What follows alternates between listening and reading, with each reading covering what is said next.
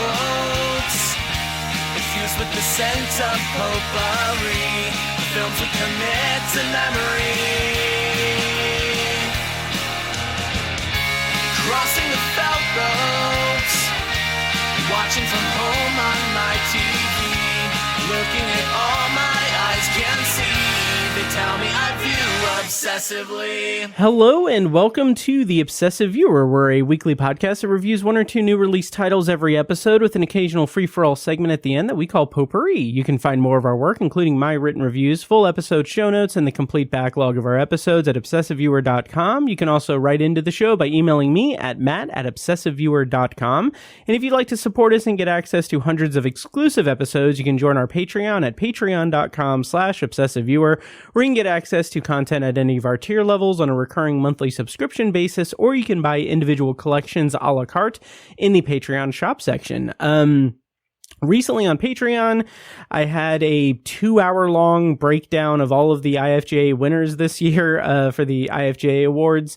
And by the time that this episode releases, I will have a full rundown of my podcasting and film writing stats, plus my honorable mentions for the year. Plus, on Christmas Eve, I will have posted a free Patreon exclusive episode reviewing Carry On and Hot Frosty that is available to all members on Patreon, both free and paid. So to get access to that, it's only available on Patreon. You just go to patreon.com/obsessiveviewer and join as either a free member or a paid member, and you get access to that exclusive Obsessive Viewer episode that dropped on Christmas Eve. Once again, you can sign up at patreon.com/obsessiveviewer for all of that and a bunch more content. I'm your host, Matt Hurt, and you can find me on social media, which includes Letterboxd, at the username of Obsessive Viewer. And later in the show, we'll be reviewing September 5. But before that, we're going to go over a couple of pieces of movie news before we review the new Robbie Williams biopic, Better Man, in this week's feature review. And joining me tonight is my friend and IFJA colleague, whose work can be found at MidwestFilmJournal.com, and he can be followed on Letterboxd at the handle of RageCage79. It's Nick Rogers. Welcome back to the show, Nick. How's it going this evening? It's going really well, Matt.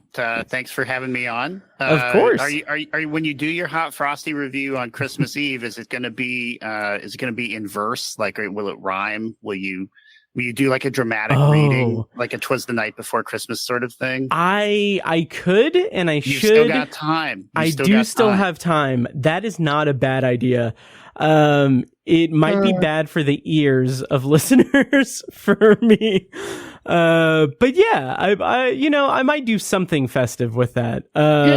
Yeah. Just an idea. You do you do what you've done so well with this podcast for years. I'm mainly making a joke because it's Hot Frosty, and yes. I've seen about 5 minutes of Hot Frosty. The very end. Okay. It felt about what I thought it was going to be. Here's the thing. So a peek behind the curtain for the listeners. We are recording this in advance. It's still December. It's still 2024. And I will say, as I promised before recording, Patreon supporters got access to this episode much earlier than you guys are. So feel free to check out patreon.com/obsessiveviewer. But at this point, I haven't watched either Carry On or Hot Frosty yet. So like, I'm taking a gamble saying it in the episode and saying like, oh, this is like what I'm going to be reviewing, because I was going to do Christmas Eve in Miller's Point as the secondary review. But like, I watched it and I felt like I don't know if there's enough there for me to sink my teeth into in terms of a review for the podcast. So I don't know. Hopefully it was Hot Frosty and Carry On, but we'll see. Carry On is good. Yeah, nice. Carry On will be a fun one for you to see. Nice. I'm excited to check that one out. And speaking of exciting checking out things, transitions, recently in our timeline, on Midwest Film Journal, you have had reviews of Dirty Angels, Carry On, and Flow.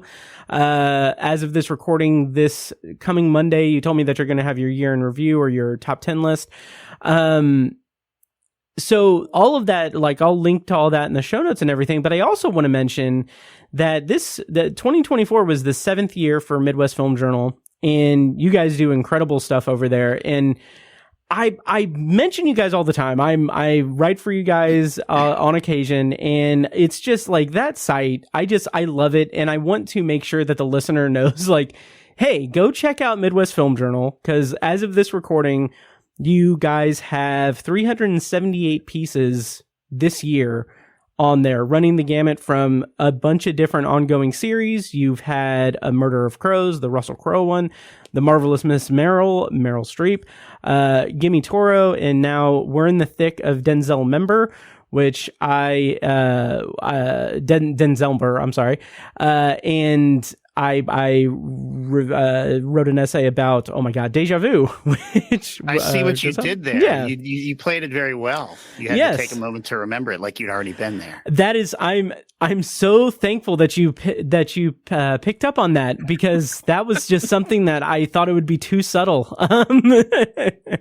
Because I'm always letter perfect on this show. But yeah, so Midwest Film Journal, like, for the listeners, Nick is the person who makes the words that I write on that site sound much better than whatever I throw up onto the Google Docs. So no, that's not true. That's very kind of you to say. But your contributions, Matt, are part of what make the site run. We certainly have kind of our core crew of folks, but what really keeps the site humming throughout the year is contributions from people like you, other members of the Indiana Film Journalists Association, and we've even got people who write who are in Australia. Wow. I've never met these people. I don't think Evan Dossie, who is my colleague on the site, I don't think he has met this person, but they've known each other through the internet for years.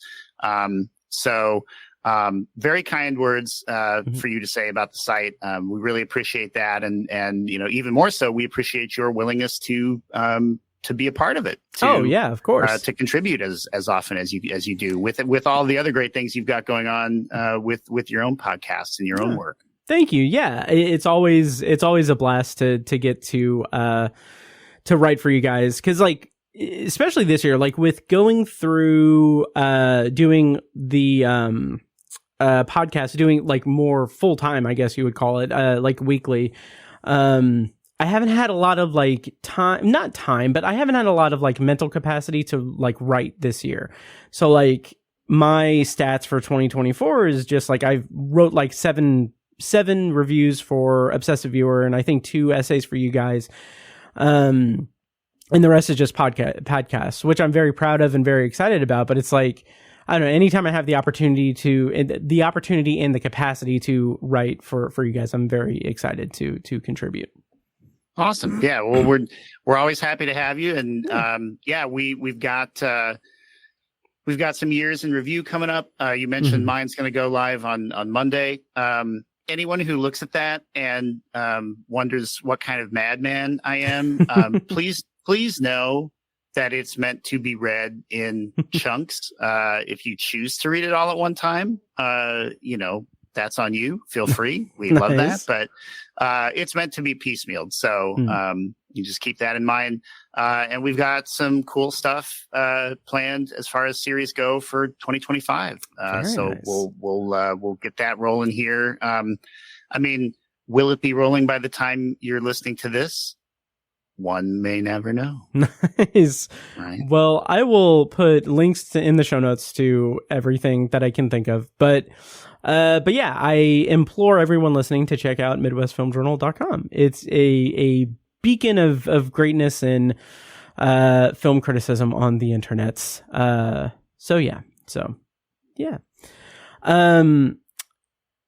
So since we are in the past and the listener is in the future, I don't have much in terms of like what's playing in Indianapolis this week, which I've been trying to do more and more, but I did want to mention that Alamo Drafthouse I just coughed. Oh my God. Alamo Drafthouse did kind of unveiled their Alamo like repertory screenings for January. And so I have a couple of them here.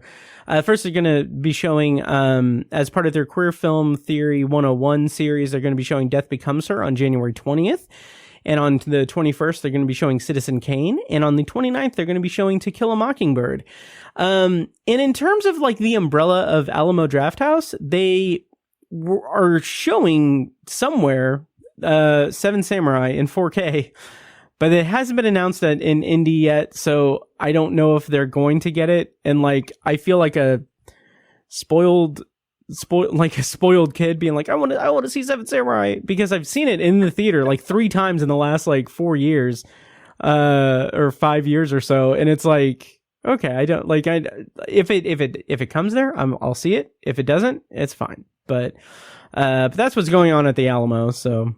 You don't want to be like Veruca Salt, right? Basically in Willy Wonka and the Chocolate Factory. You don't want to overdo it, exactly, and pay the price. But you would get another great song written about you in addition to your podcast theme. That is true. Trade-offs. Yes. Oh, absolutely. So that's what's going on at the Alamo. And then also, the Can on the 12th is showing Willy Wonka and the Chocolate Factory as part of their Book to Film Club, that's presented with Indy Reads. So that's what's going on in Indy this week. I swear to God, I did not know that about Willy Wonka and the Chocolate Factory. I swear. Okay, so this is kismet, Matt. This is good stuff. Nice. We're cooking with gas on this particular episode. I'm giving so much information that it's wonderful. I love this. It's a mind meld. A mind meld. Absolutely. Oh, I just picked up what you were putting down, because you Veruca Salt. Jesus Christ. Okay. I just thought you were just complimenting me because you didn't know about Willy Wonka and the Chocolate Factory showing at the Can. Both. But this is where people who are listening in January will be like, yeah, these guys definitely recorded it close to the holidays. They were fried. These two guys were fried. Yes, in the midst of the holiday season, where I'm working from home full time for the last couple of weeks. You are on the cusp of 2 weeks off from your job, so we are a little bit wiry here on the Obsessive Viewer this week, but something, I don't know, I can't do a worthwhile transition out of this. So do you want to get into the feature review tonight, Nick? Sure. Okay. Yeah. All right. Before we do that, if you can tell people where they can find you online again, just to reset and bring us into. Yeah. So you can find me on Letterboxd, as Matt mentioned. It's RageCage79. It's Rage Cage with a K. So RAGEKAGE79. You can also find me on X or Twitter, whatever you want to call it. I'm one of those fuddy duddies who still calls it Twitter. Yeah, same. It's I am Nick Rogers on Twitter, and then I'm also on Blue Sky. You can find me there. It's just Nick Rogers on Blue Sky, because apparently I got to Blue Sky early enough that I could just simply claim my own name. So very nice. Yeah. Very nice. Getting to like Blue Sky and Threads. Well, I guess Threads doesn't, well, I mean, I guess because it's tied to Instagram, but, going to Blue Sky and Threads, I didn't because everything is tied up to Obsessive Viewer. So I need to have it at Obsessive Viewer, but like my original Twitter account that's private, I'm probably just going to find it and delete it anyway, but, I was so proud of it. It was my Matt Hertz. Look that. And yeah, but it's gone because I'm a brand now. So you're more than a brand, Matt. Yes. Well, you might say I don't consider myself to be fully evolved. Which will bring us into the future. Your transition. Exactly. So tonight, this week on the Obsessive Viewer, for our feature review, we're going to be reviewing Better Man, which opens wide in theaters January 17th. And the premise, according to IMDb, is a singular profile of British pop superstar Robbie Williams. Director for this movie was Michael Gracie, and writers were Simon Gleason, Oliver Cole, and Michael Gracie. The cast includes Robbie Williams, John Davies, Steve Pemberton, Alison Steadman, and Kate Mulvaney. Of course, we're going to do a non-spoiler review and then go into spoilers. I'll play a clip from the trailer to transition us over to spoilers when the time comes. If you want to navigate around that, check out the show notes for timestamps.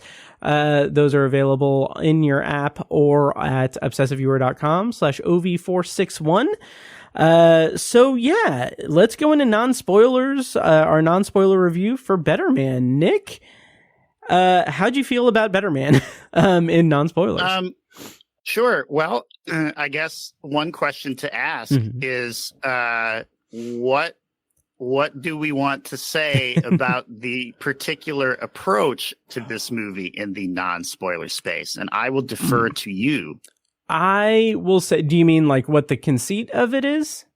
Yes. Okay, we can say what it is. Okay. Here's the thing. I don't know if we can say why it is because I don't know why the hell it was. That's fair. So the conceit of the movie is that throughout the movie, Robbie Williams is portrayed as a CGI monkey. Let that sink in. These are not the ramblings of two wired guys going into the holidays. Right. This is the movie. Was this a late 2024 fever dream that we had? I don't know. But it's so confusing, or it's so strange because he's a CGI monkey, which okay, I went into this thinking, and I'm bogarting your overall thoughts. I'm so sorry. No, you're good. But I went into this thinking okay, music biopics, I even in our timeline a couple of weeks ago, I reviewed A Complete Unknown with Mitch. And even that, it's just okay, I'm done with music biopics. I didn't bother watching the Amy Winehouse one. I didn't bother watching the Bob Marley one. And even when they try to do a big swing and do something different or more do something big like Rocket Man or Elvis, it just falls flat because it's a music biopic. So I had low expectations going into Better Man because all I knew from it is Robbie Williams, he's a monkey in this movie. Don't know why. In the trailer, he says he's not fully evolved, but I don't remember if that line is even in the movie. If it is, I missed it, but there's no explanation. There's no rationale for it, which there doesn't need to be, but also I feel there needs to be something, some purpose behind it. Sure. Yeah. I don't know if I like you. I don't recall if he specifically says he's not evolved. I think he does. At the beginning, he does say something about this is how he sees himself. Yeah. Narcissistic, punchable. And then some more colorful words. Right. That he uses to describe himself. So yeah, I mean, I know probably as many Robbie Williams songs as the average American knows about Robbie Williams because he never had the break here that he had in the UK and certainly worldwide. I mean, he had a couple of breakthrough hits here, one of which is frankly one of the best scenes in the movie, which we'll talk about in a bit. But I think that what I liked about this was this idea that the monkey conceit for me kind of plays into the whole cabaret kind of career that Robbie Williams has had. He's certainly a pop star. He's had that. The movie chronicles that. But his career now is a little bit more, kind of seasoned cabaret. And it ties that back to his father's experience. And if you think of cabaret, you're kind of going back to these songs that other people have done. Many of people have done their own version year after year after year, right? Songs like My Way, which factors into this movie, and his relationship with his father. So you're always kind of interpreting what other people have done before you. And it can maybe feel a little bit tough to feel evolved as a performer, as a person in that, and look, man, I'm with you. I've seen enough biopics to be burned out on them. Yes. If you're going to tell me that this one features for the entire duration a CGI monkey playing the subject of the movie, I'm going to be like, yeah, okay, I'll give that a shot. Mm-hmm. I mean, because, you know, for that reason alone, this movie is unlike, you know, any conventional biopic you've seen about a musical artist. Now, I do think it does eventually give way to the traditional things that you would see with the downfall. I mean, you know, Robbie Williams contended with addiction. He contended with, you know, suicidal ideation. You know, he contended with a lot of mental health issues that, you know, present themselves in a lot of other biopics. Now, you know, yes, you are watching them happen to a computer generated monkey. Right. You know, you are watching a computer generated monkey do bumps of coke. You know, so that's different. You have not seen that. You know, maybe in your dream you've seen it, but you haven't seen it projected onto a 50-foot screen. Right. So, you know, the first hour of this movie, though, I mean, I will tell you, Matt, I mean, I thought the first hour of this movie was fantastic in the sense that, you know, I was like, this feels even more like a Baz Luhrmann movie than the Elvis movie Baz Luhrmann made. Yeah. So, you know, so to kind of go back to, you know, one of the songs that people may know by Robbie Williams is Rock DJ, which was probably one of his bigger hits, here. The other one that I know is called Millennium, which is not in the movie, which was kind of surprising to me. But Rock DJ, they do a big number to Rock DJ around the time that he and his bandmates in the boy band Take That got their deal. And the sequence explodes out into the streets in London, and it's a fantastic mix of awesome choreography, really well timed cuts and editing and visual effects. You know, I was watching that. I was like, holy crap, if the movie can keep this energy up for like another 90 minutes, like this is really going to be something. Yeah. I don't feel like it does. But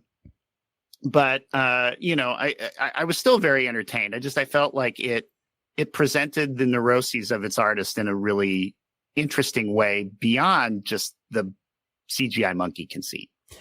Yeah. You know, that's well said, because I did not get hung up on the fact that he's a CGI monkey in this movie. Mostly, like, I mean, it looks incredible. Like, it looks fantastic. The CGI is great. And once you kind of like, I think the good thing about it is it doesn't necessarily ask you, like, it doesn't expect you to buy into it so much as it's just like, this is what it is. Like, this is what it is. You're gonna watch it. So maybe that is a good a good thing that it didn't really go into detail or like make some profound statement aside from like a one-off like comment here or there and just left it up to our interpretation.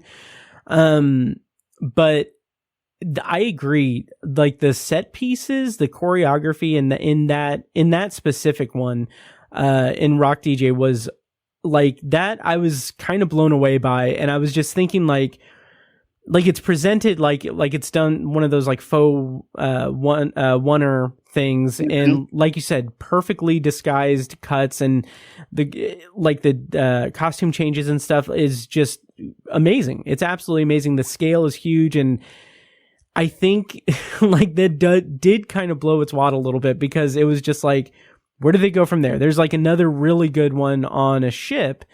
Yes, that's another. That was that. Yeah. I mean, I think that one's great too. Yes. It's a song called She's the One, which is a cover song that Robbie Williams did. But yeah, that was another great sequence as well. Absolutely. And what that one does, and we can kind of navigate around spoilers a little bit there, and then we can kind of touch back on it when we go to spoilers. But what that one does is it tells like its story. It tells a story that would have been like the full like biopic for, you know, a James Mangold movie about Johnny Cash. Right. Like it tells like a whole story, and but it does so in just like this one like music video style, like this cutting back and forth, telling all of these intricate things about this relationship. And like, like that had like an emotional heft to it that I hadn't expected up to that point in the movie yet. So I really liked it.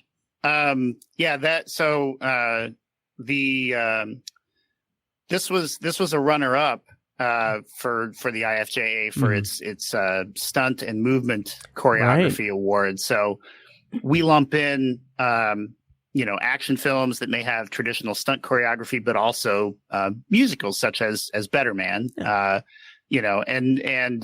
just really thoughtful choreography here. I mean, I'm a sucker for dance choreography that tells some side of the story, right? It's not just cool movement for cool movement or fast movement because it's an up-tempo song. And the other sequence you're mentioning, again, without going into spoilers, I mean, it's a little bit more of it starts off romantically, but then it also kind of shifts into something much sadder as you're kind of seeing ahead to where these two people end up. So I had pretty low expectations for this, honestly, because you mentioned Michael Gracie, who's a director and co-writer. He did a movie that did extremely well a few years ago, and sort of spawned a cottage industry of American Idol audition numbers and mall performer staples, maybe with The Greatest Showman, which is a movie that I found, I watched it. I was like, yeah, okay, this is fine. But for some people it was like a religious experience. So I never got around to it, but I've been meaning to. Yeah. I mean, and so, he's got the goods. I mean, as far as a musical filmmaker, I really appreciated this being a 180 in that, we should say, if it hasn't become obvious by now, this is not a family friendly musical. This is an R-rated movie. It's pretty direct. I would say what I was kind of surprised by with this is that the imagery in this of when he starts to struggle with, some of the things that lead to, a downturn in his well-being and his career is like some of it was just kind of apocalyptic and scary. Yeah. And I like that it's, unafraid to, kind of commit to that heightened, surreal aspect of that, throughout. So yeah, I mean, I guess my take on this was, I would recommend it. I think it's easily the best biopic of the year because I did not like A Complete Unknown. Right. And I think that this is just it's an innovative idea that it commits to wholeheartedly, and in an intriguing way. Yeah, I agree. I was not expecting to like it as much as I did, and we'll go into spoilers here in a second. But yeah, it like having no connection to Robbie Williams, having no knowledge of him or anything. I went in pretty blind, aside from what I could glean from the trailers, and like it doesn't. Here's the thing. Okay, so here's the thing. It doesn't paint him like it makes him a sympathetic character, but it doesn't really give him an out in terms of like, yes, he struggles with addiction and he struggles with mental health and everything, but he also is kind of unapologetic with his attitude or his persona that's presented throughout it. Like there's this really good line where the manager in the boy band is like, we're gonna call you Robbie, and then he's like, okay, and like the voiceover is like, I could hide behind that, I could be someone else, I could be Robbie, and like that's really good. That's good like characterization. But the thing that I wanted to talk about really quick about this comparison that I had in my mind going into it, I was expecting it to be like, oh, they're trying to do a unique spin on the music biopic, like Rocket Man tried to do unique spins and like Elvis tried to do unique spins. And throughout like the first 20 minutes or so, I kind of keyed into it and thought like, well, okay, this isn't like those movies. This is maybe more like the Morgan Neville movie, Piece by Piece, the Pharrell Williams movie, where it's like starts out with like, hey, what if we make this a Lego animated movie? It's like, okay, cool. And like that brings a certain whimsy to like the story of Pharrell, and I feel like this is more in line with that. And I think that is probably why I could get past like the weirdness of the monkey thing, because it's more about him wanting to represent himself in a certain way rather than it being like, okay, let's take this dead horse of a genre and like try to resuscitate it with a CGI monkey. So that's kind of where I landed with it. Yeah. Would you like to go into spoilers for Better Man? All right. Sure. We're going to go ahead and go into spoilers. So, actually, before we do that, Nick, what did you rate Better Man on Letterboxd? So I sort of find myself at times where I'm, at like a 3.75. Yeah.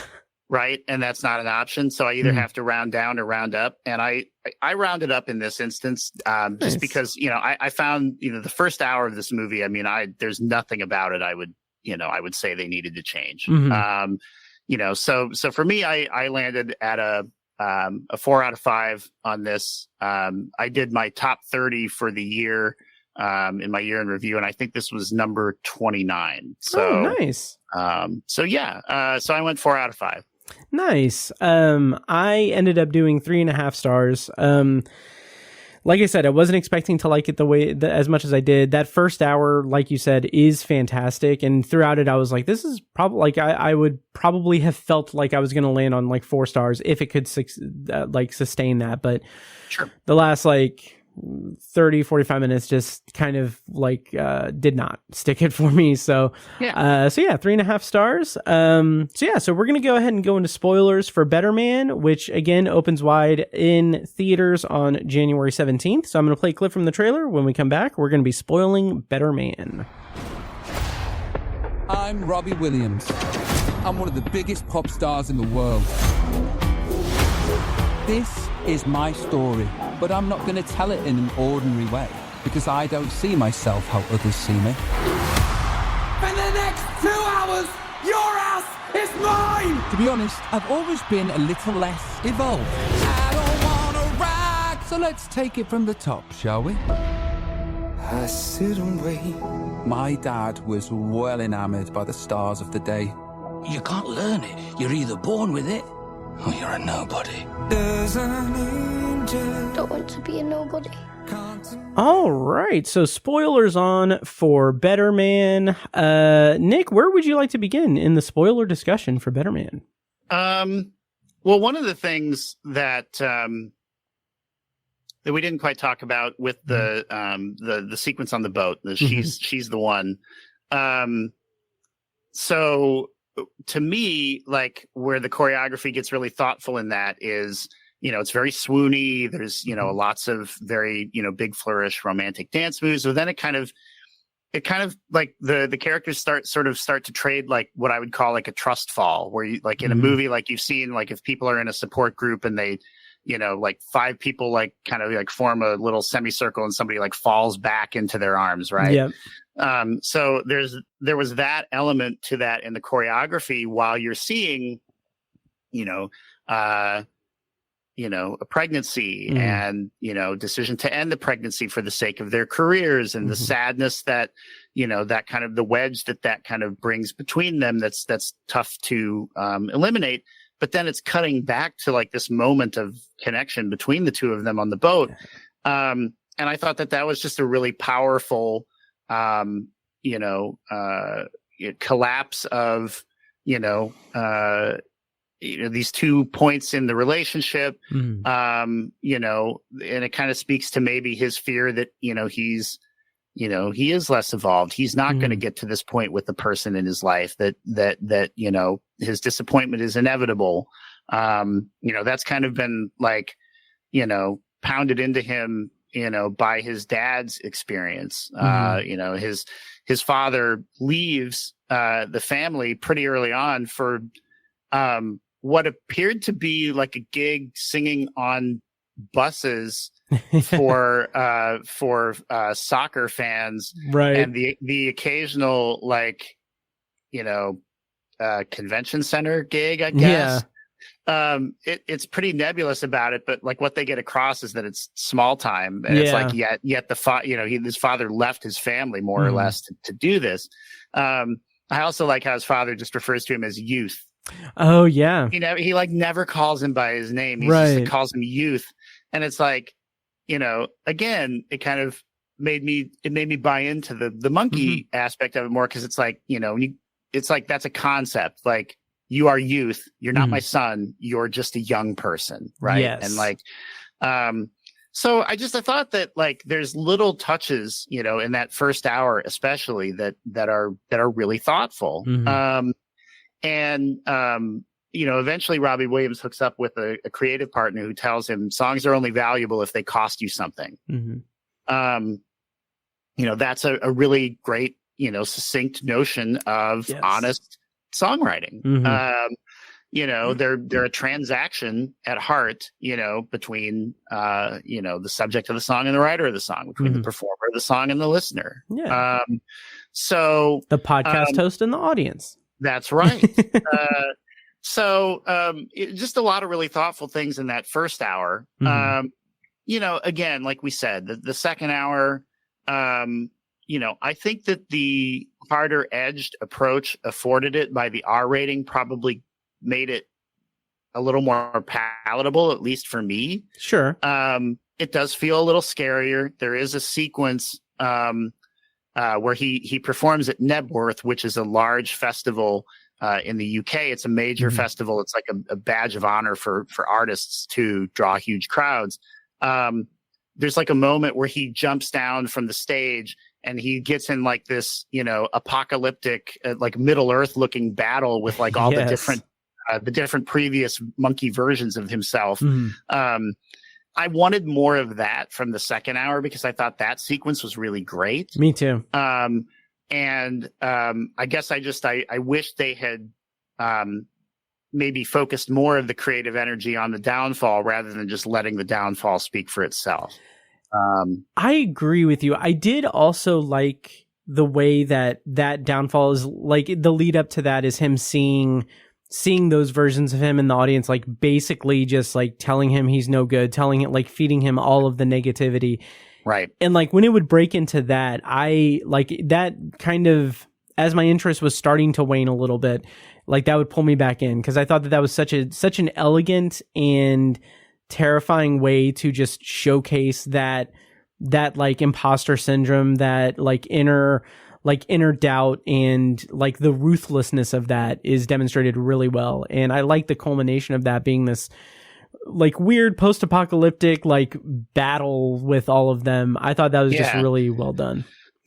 Yeah, I agree. Kind of I mentioned like some of the things kind of feel a little scary. Like there's a sequence where he drives off. I think it was after he quit Take That, right? And he's driving off, and the sequence culminates with him like crashing his car, but it's into a body of water that then freezes atop. The surface freezes, so he can't break free. But then there's all these like it's like the paparazzi and the people, the hangers on, they're like, pulling him down in the water.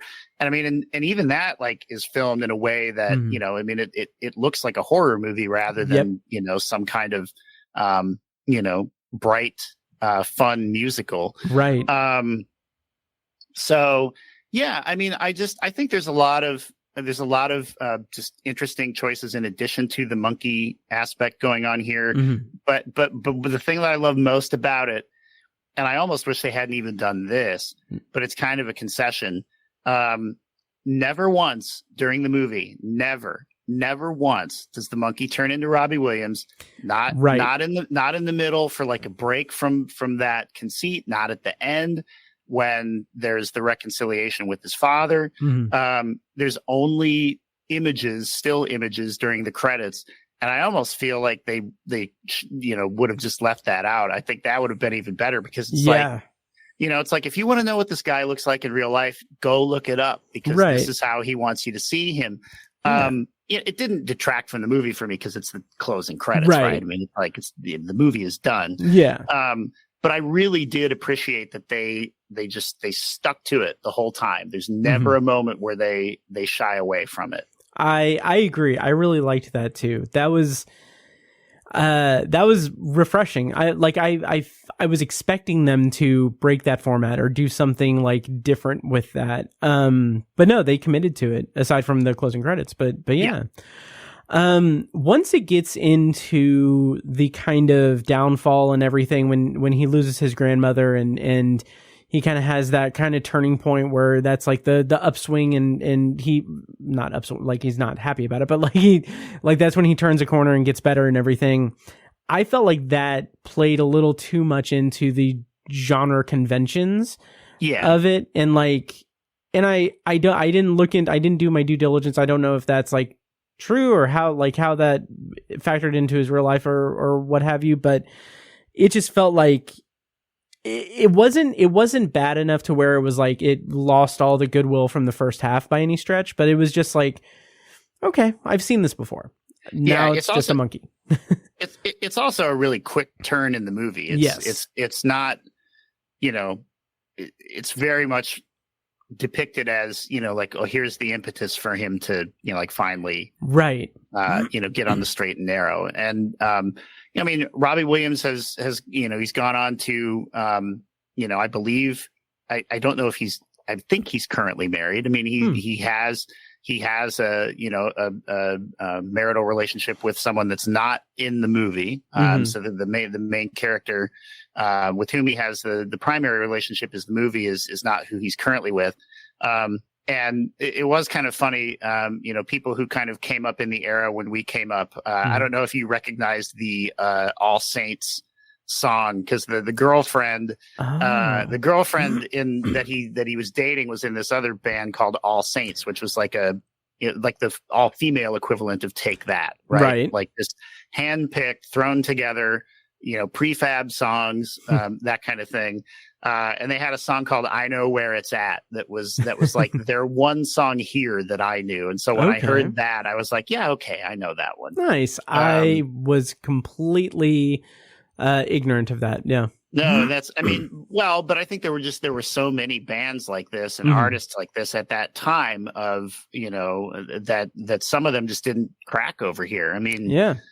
Spice Girls sort of cornered the market. That's true. At that time here, certainly Robbie Williams and All Saints were incredibly popular in the UK, but just a function of the time.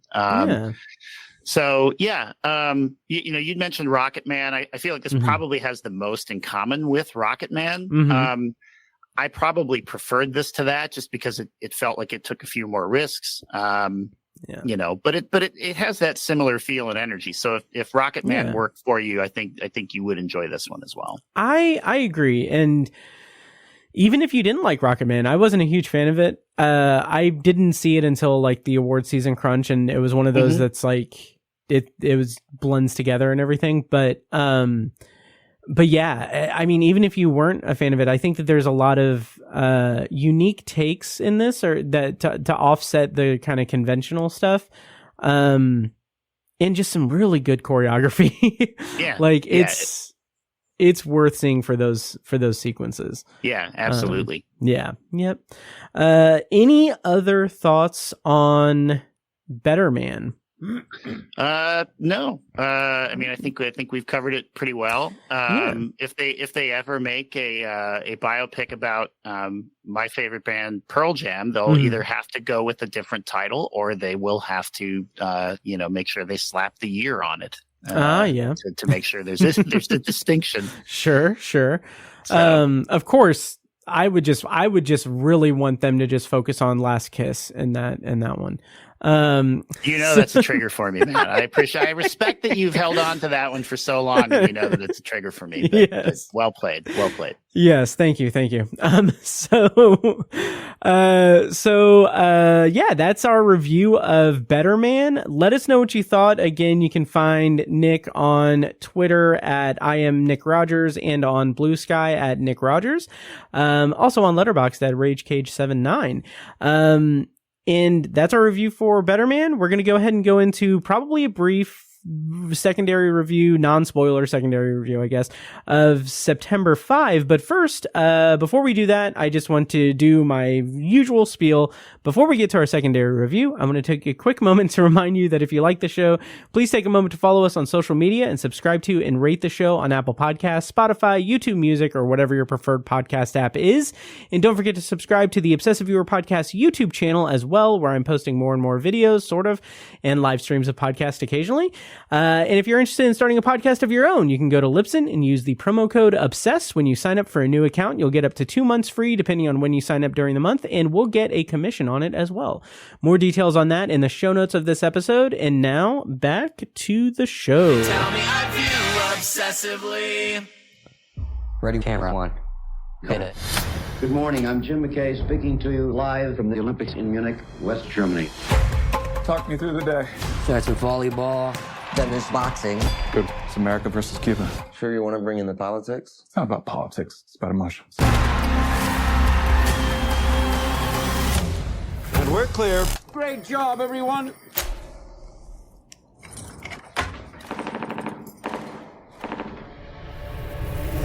Do you hear that? Close gunshots.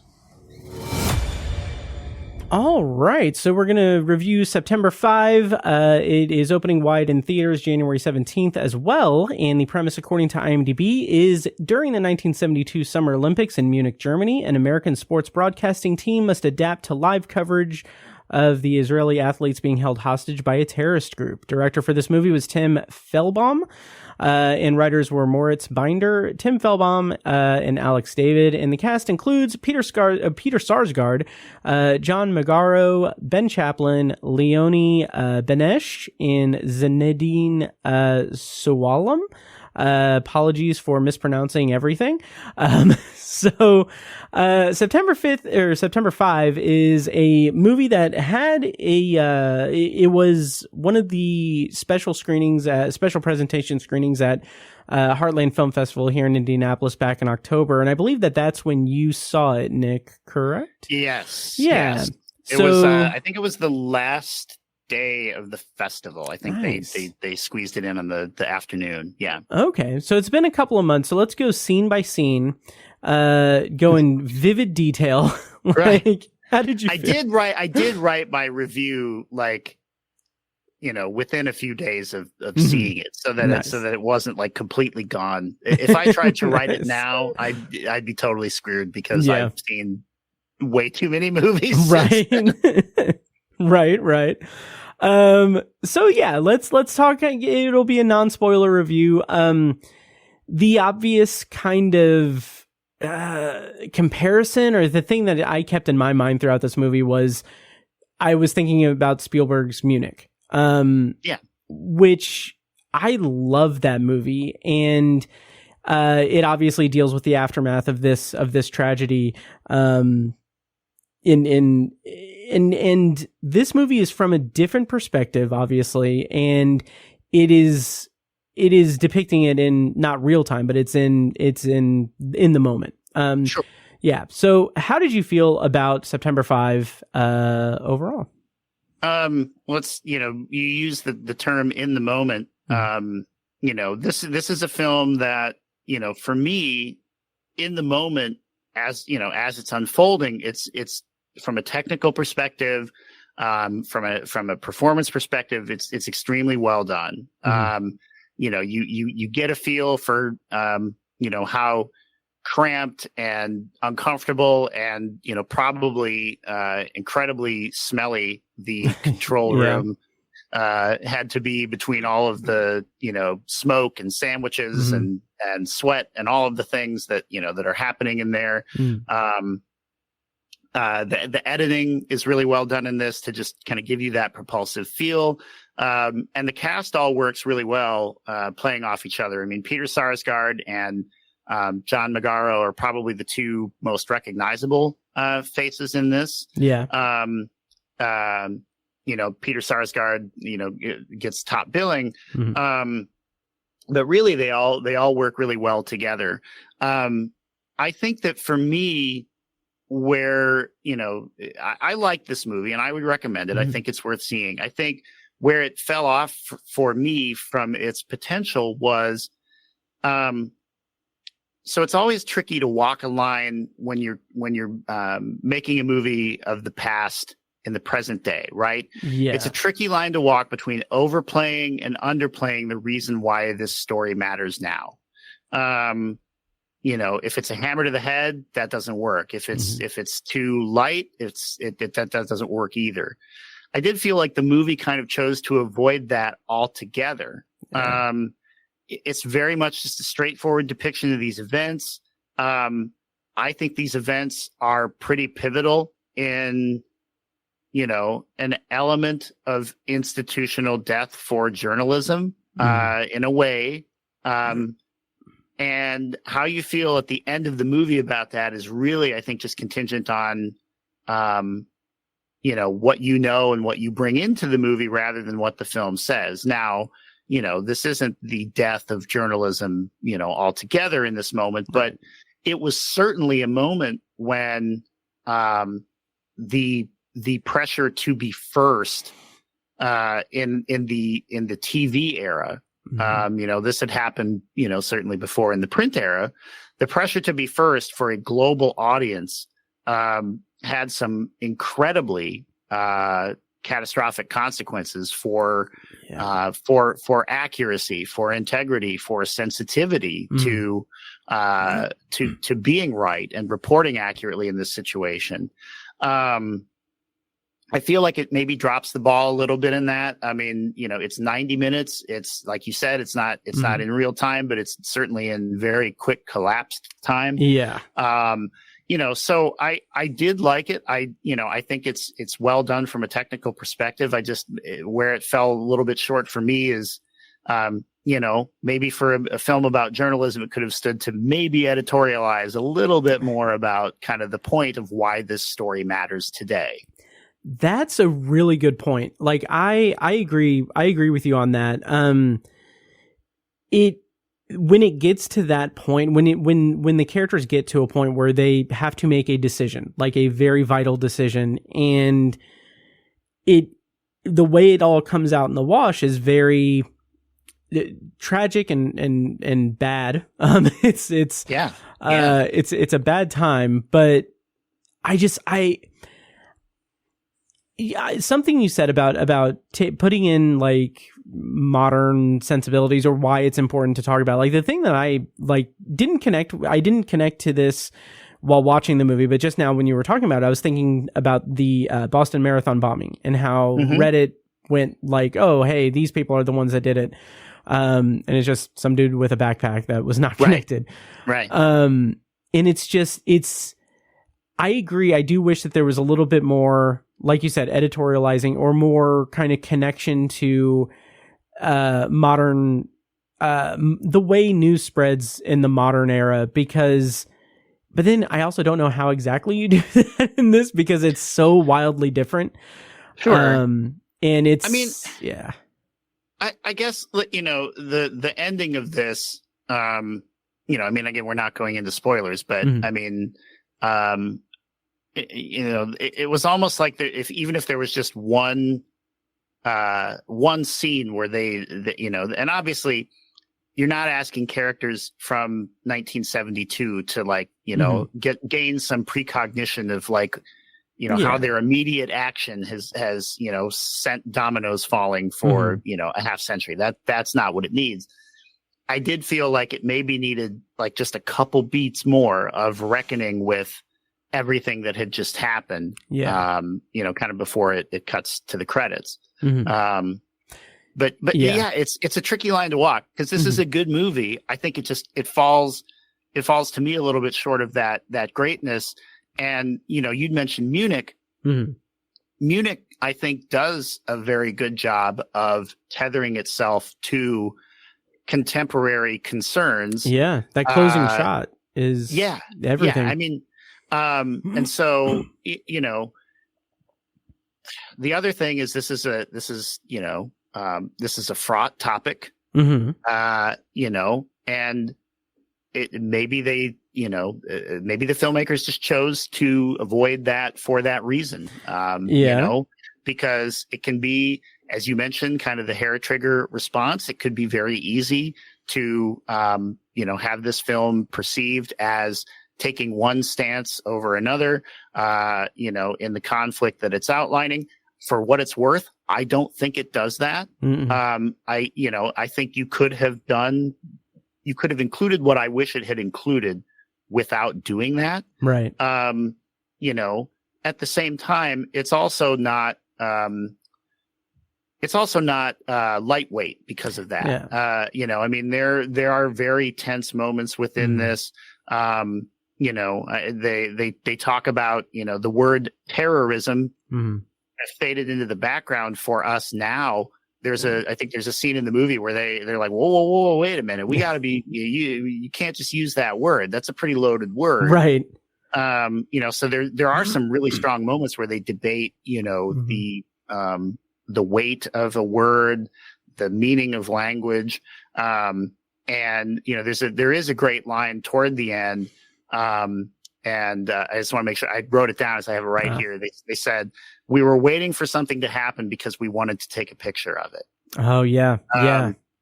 Damn. That's it's a good line. And it gets so close to what I really wanted them to kind of like take one more to say,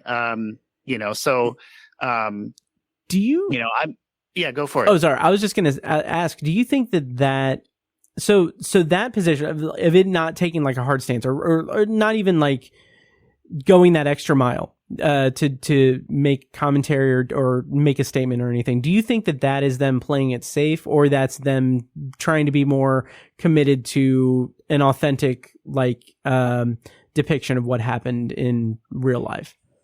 Well, I think they do a good job with the authentic depiction of what happened. Me too. I think so to be clear, where I'm looking for there to have been maybe a little more meat on the bones of this was on the aspect of what that moment meant to media coverage. Yes.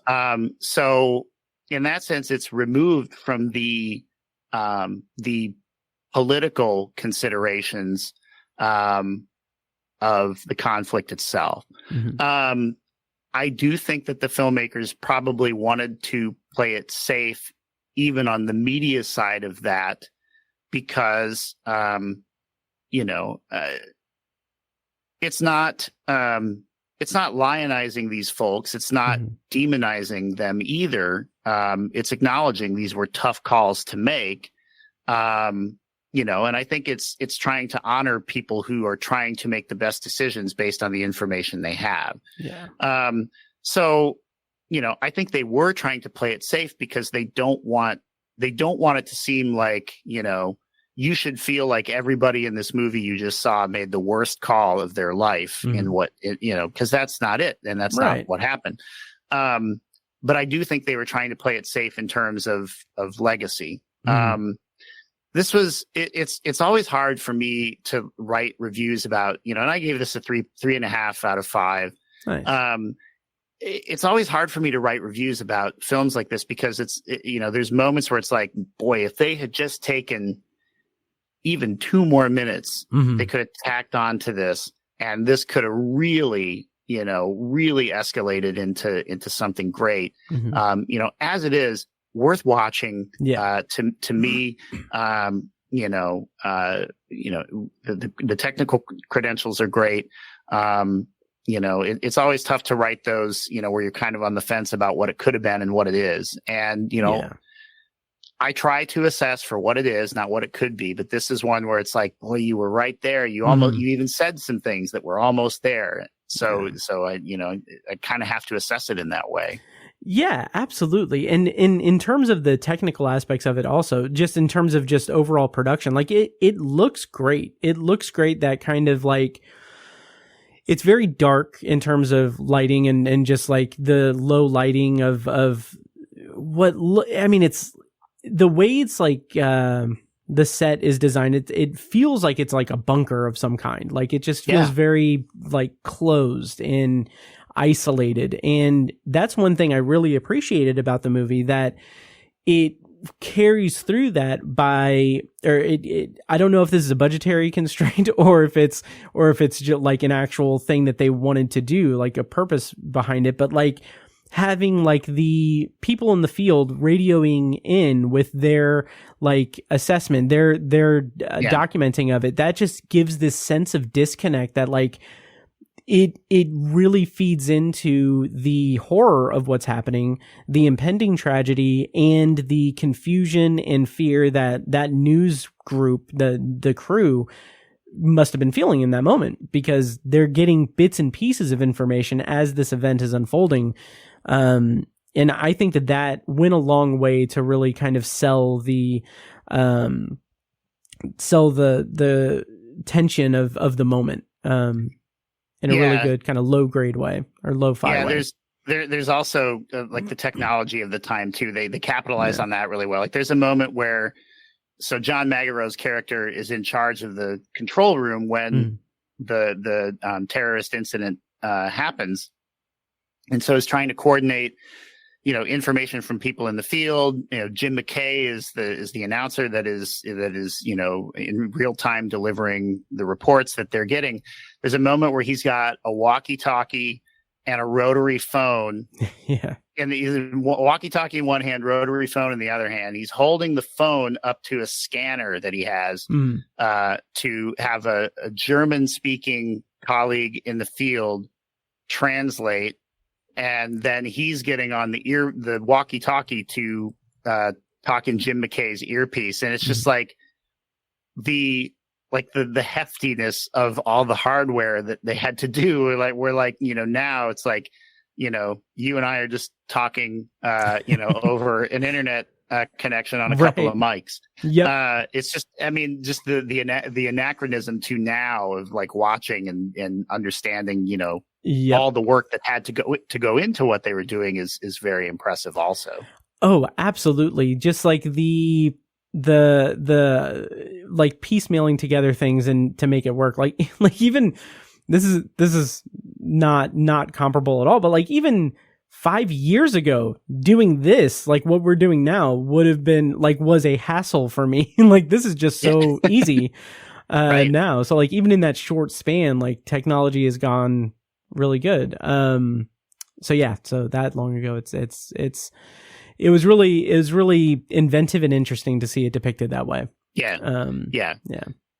So it is a solid movie. Yeah. I think that, certainly for people who, work in any corner of that industry, it will be worth seeing. I think for people who have, any memory or historical knowledge of the incident, interest in that incident, I think it's worth seeing. I do think, again, to go back to, as you said, a movie like Munich, this is a story that has been depicted a lot of different times in a lot of different films, TV productions, et cetera. I do think that, some of those other ones have made a better case for why this movie at this moment. Okay, nice. I was trying to think of what the big one that was made about it. I feel like there was one that was made that, like, I know the cover of it had like the horrifying and iconic like balcony shot as the cover, but I can't remember what the name of it was. I thought it was like Black Sunday, but that's a John Frankenheimer blimp movie. It's escaping me too. I know what you're talking about. Munich was definitely more of the retaliatory, the retribution for the act. Which, while we were kind of talking about that a little bit earlier, one of my go-to anecdotes about Munich is that when I saw it in the theater in 2005, a family was there with a baby. Like, yeah. And the baby was crying because it's a movie with loud, like explosions and everything. And like presumably the grandmother of the group had to like take the baby into the hallway and then bring him back in. And I'm just like, why didn't she just stay home? Like, why, like, what's the deal? And then like, I was thinking about that as we were kind of talking about this movie, and then I just realized that kid is gonna be 20 this year, and I don't like that. Right? Yeah. So yeah. If that kid's listening, hey, enjoy your 20s, I guess. That's I don't right. know. And remember watching Munich with you, right? Yes, exactly. Yeah. So I actually ended up rating this 2.5 stars, which I feel is a little bit like, talking it out. I might, if I ever revisit it, I might bump it up to 3 stars, because I do think in terms of the technical side of it, it's very well done. It's well acted.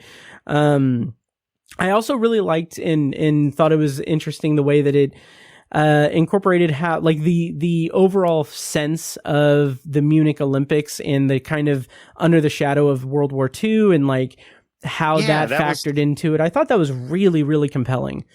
Yeah, I like that aspect of it too. I mean, there is the idea of how far is Germany willing to go to protect its image for, for getting to host these games, at the time, less than 30 years after the end of World War II, when wounds are still quite fresh for some of the characters in it. I thought that it's largely contained to the prologue, but that tension does sustain throughout, which is an interesting shade that they add to it. Yeah, absolutely. And there's a moment at the end with the TV when they're watching TV, and they're kind of piecing together things as they're watching an interview or whatever that's being done on live TV, that kind of brings all of that home in a really just gut wrenching way.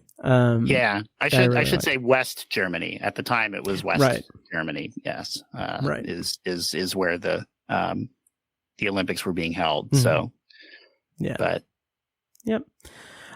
So I think that's all we've got for September 5. Nick, you said you rated it 3.5. 3.5. Nice. Out of 5. Nice. So middle of the pack, worth watching, but not quite kind of taking that next leap. So yeah, it is. If anything, it's a pretty good, like, dad movie. I think dads would like it. But yeah. So I rated 2.5 stars. It's opening in theaters January 17th. And that's our review of September 5. And Nick, I do have a quick potpourri thing to do if you want to indulge me for a moment. Okay. Sure. So potpourri is what we do at the end of the show, where we basically just share something we've watched or something we're looking forward to, whatever we want, as long as it smells good. So Nick, do you have anything you want to bring up for potpourri? And I can let you go first. Sure.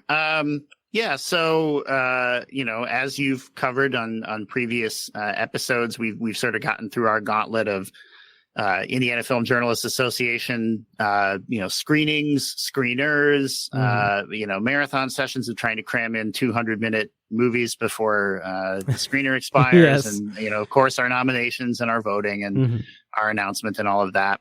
I've sort of, in one way, I've sort of closed the book on 2024 movies. In another way, I'm kind of going back and catching some of the ones that, I didn't prioritize, kind of going through the year, because Vulture, the online journalism site, has a pretty cool feature that they do called the Stunt Awards. And it was kind of born of their effort to give some love to the stunt community, in hopes of maybe someday encouraging the Academy Awards to add the same thing. So they sort of put out a broad call to folks, to help nominate in several categories for that.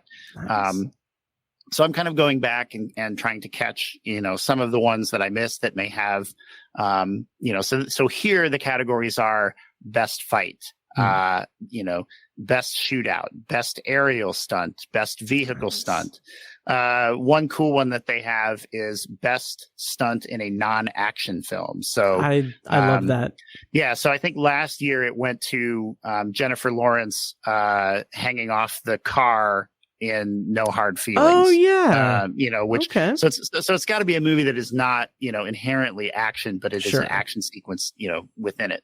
So I'm trying to go back and watch some of those. I will say I haven't encountered like sort of an unsung gem as yet, but there's certainly been some good fight scenes that could get in the mix for that.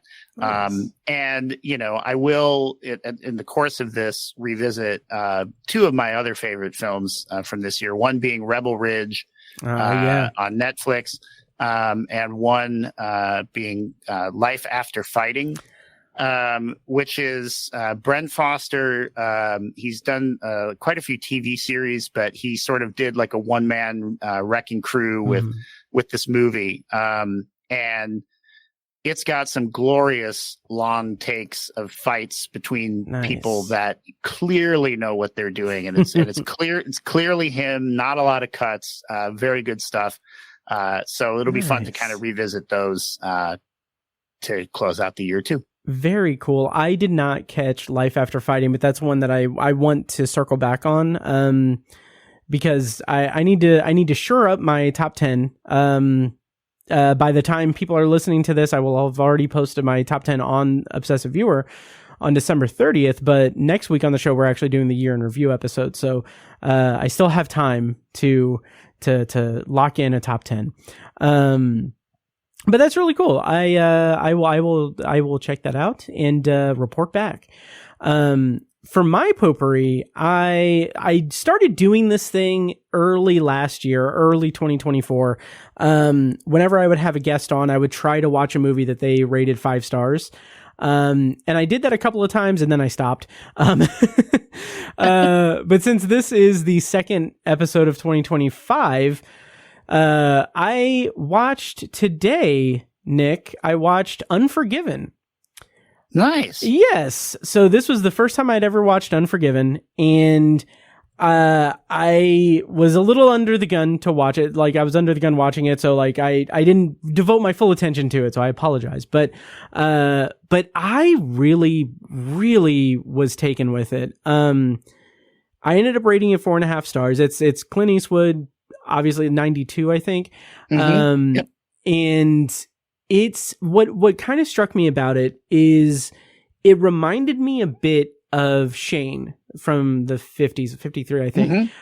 Both are movies that are like Western movies that kind of turn the Western archetypes on their head. And like what I really loved about Unforgiven is the way that it is kind of relentlessly human in all of the depictions of the characters as they're going on this like bounty hunting adventure, if you want to say that. And like, I don't think I was fully expecting that. I was expecting like, oh, Clint Eastwood as a retired gunslinger going up against a corrupt sheriff or whatever. But it had so much nuance and so much like pathos to it. Like, there's a scene where they are in a firefight with the group that is responsible for the crime at the beginning of the movie, basically. And like the way that unfolds with like the trio of Clint Eastwood, Morgan Freeman, and I don't remember the actor's name who played the Schofield kid. But the three of them like reacting to different things in that scene is just like incredible, because it is that raw realness of like, it's not like, oh, we're in a gunfight. It's like, oh, we're going to kill this man. This man's life is ending. And just like, it's so refreshing to see that in a Western movie, that I was really kind of gobsmacked by it. And like, I rated 4.5 stars, and I put on my Letterboxd blurb, I was like, I could see this going to 5 stars if I watch it with my full attention, again. But yeah, I'm glad you made time for Unforgiven. It's been a really long time since I've seen it. But I do love that movie. I think that, Clint Eastwood has continued to make films, obviously, for the 32 years, my God, since Unforgiven. Yeah. Let that sink in. He's playing the old retired gunslinger in a movie from 32 years ago, and he just made a movie that came out this year. It's insane. Yeah. So, but anyway, it's Clint Eastwood for me is always at his best when he's reckoning either with his role in creating a macho stereotype or examining how that has really started to corrode American institutions and American systems. Yeah. Unforgiven gets at both of those. And it does it so well. Morgan Freeman, Gene Hackman, Richard Harris, just an incredible cast. Absolutely. I will leave you with a recommendation. So that's where Clint Eastwood sort of deconstructed his role in the Western stereotypes. I would say, and this movie came out like less than a year after the one of the more profitable Dirty Harry movies. He did a movie in 1984 called Tightrope. Which I actually did. I did a class of series entry on that this year. So I look at movies that are 20, 30, or 40 years old. But I try to, pick some of the lesser known ones. So Tightrope is him as a cop investigating serial murders in New Orleans.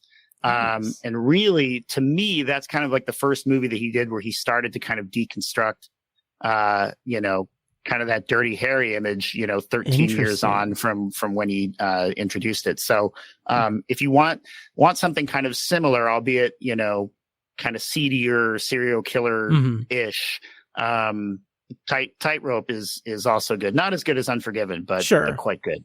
Nice. I will be on the lookout for Tightrope. Yeah, you're speaking my language there. I saw one of the popular Letterboxd reviews for Unforgiven was something like, why make Cry Macho when you made this? What's the point of doing that? Well, I mean, you can't make Cry Macho until you're 90, pushing 90. I guess he would have been when he made that. Right. So. But I get that. I don't remember much about Cry Macho, but yeah, this Unforgiven was just definitely just such a good experience. Awesome. Yeah. So I'm glad you were able to make time for that. And surprisingly, that was a big hit. I mean, that was a very financially successful, critically successful also. I mean, it won Best Picture. So, it's nice when a thoughtful film kind of hits the mark, that enough people see it. Yeah. Oh, absolutely. And I hope that I could be forgiven for waiting until now to watch it. Matt, if you knew half of the classics that I have not seen, you'd be shocked. And I'm of the mind that we all catch up to them at the moment that we need to catch up to them. So. That is true. That is true. And I did have the I was watching on in the background. I had an episode of Family Guy playing and a gag, and it was they go to see how Stella got her groove back too. And I had the thought on that same note that you mentioned. I had the thought there's a good chance that I will never know how Stella got her groove back, because I don't know if I'll ever get around to watching that movie. Well, and if you do, it will be at the right time. Exactly. So yeah, so that, I think that'll do it for this episode of The Obsessive Viewer.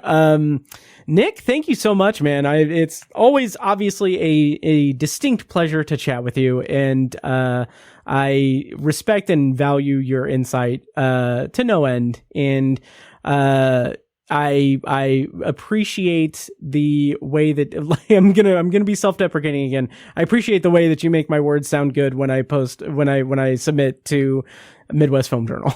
Well, again, you're being overly harsh on yourself and entirely too kind to me. It's always a pleasure to chat with you. I am in awe, quite frankly, of the empire, and I'm going to use that word with no hyperbole, the empire that you have created with your mini podcast endeavors, because you make it you make what I'm sure is incredibly time consuming and difficult feel incredibly easy and accessible and insightful and entertaining. And it's an art that not everyone has. I have listened to enough podcasts to know that not everyone has that art. So my hat's off to you as well. Well, thank you. I very much appreciate that. It's all pizza. It's all pizza roll. My cat. That's all her. So she takes all the credit. She's the producer. She is. Yeah. She is in her producer place right now. Yeah. Yeah. So, all right. So one final time to end this episode, can you tell people where they can find you online? And if you have anything, since we're in the past, what do you have coming up on Midwest Film Journal? If you have anything to plug. Yeah, so you can find me on Letterboxd at RAGECage79. That's RAGEKAGE79. You can find me on Twitter at I am Nick Rogers. There's no D in Rogers, by the way.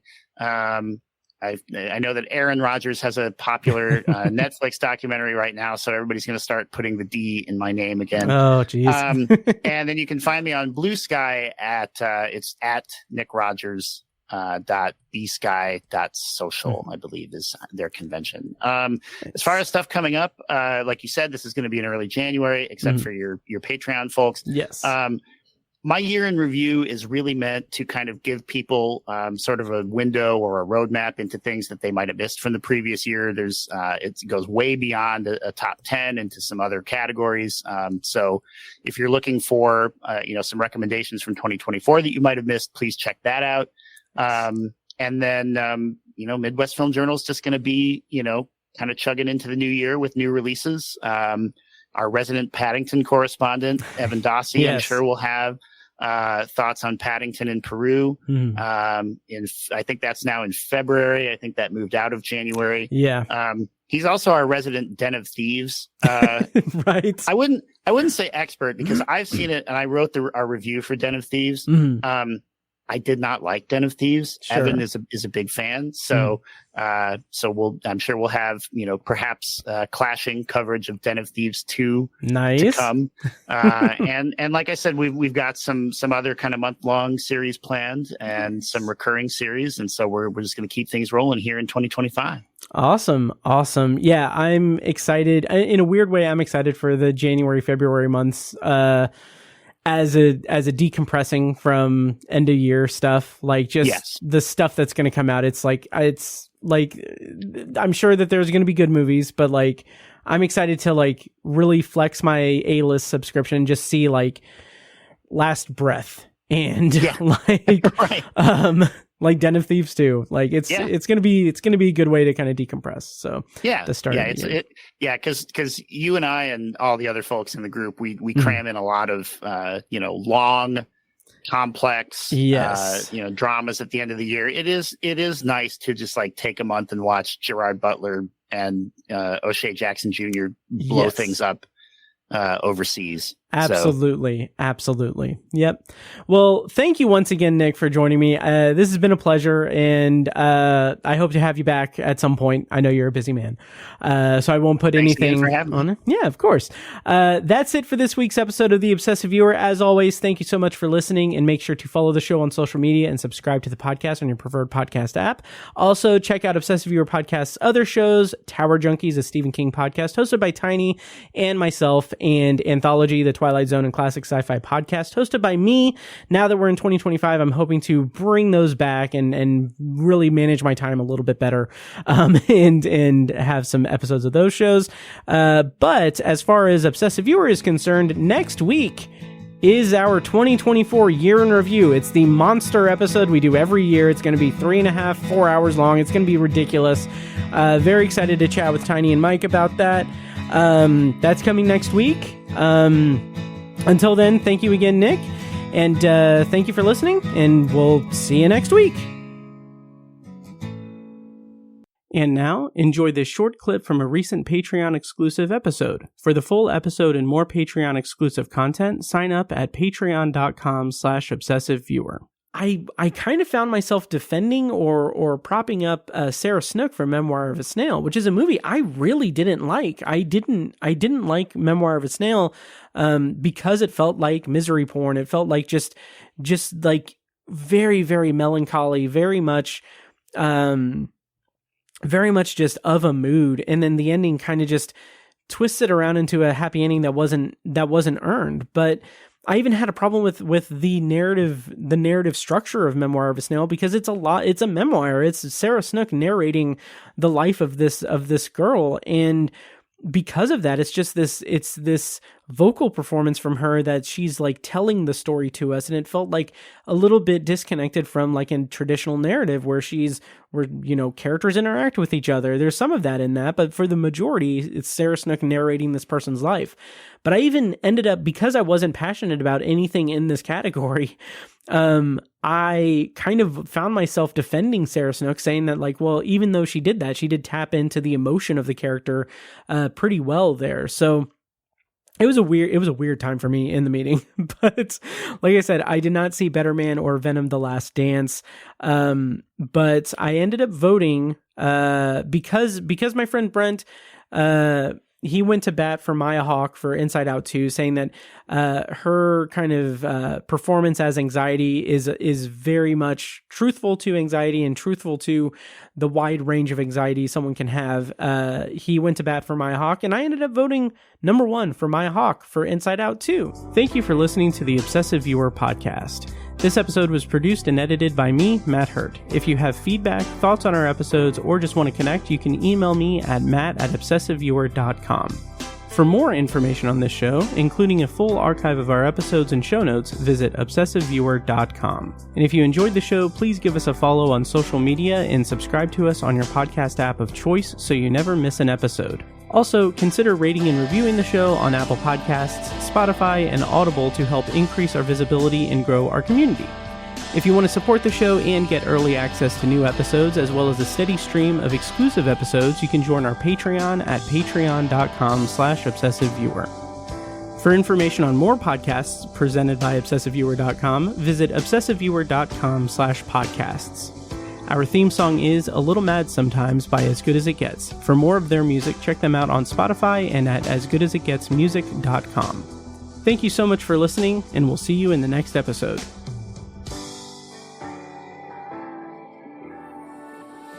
Get up to 2 months of free podcasting service with Libsyn. Check out the show notes for your promo code to get started podcasting today. Marketing is hard. But I'll tell you a little secret. It doesn't have to be. Let me point something out. You're listening to a podcast right now, and it's great. You love the host. You seek it out and download it. You listen to it while driving, working out, cooking, even going to the bathroom. Podcasts are a pretty close companion. And this is a podcast ad. Did I get your attention?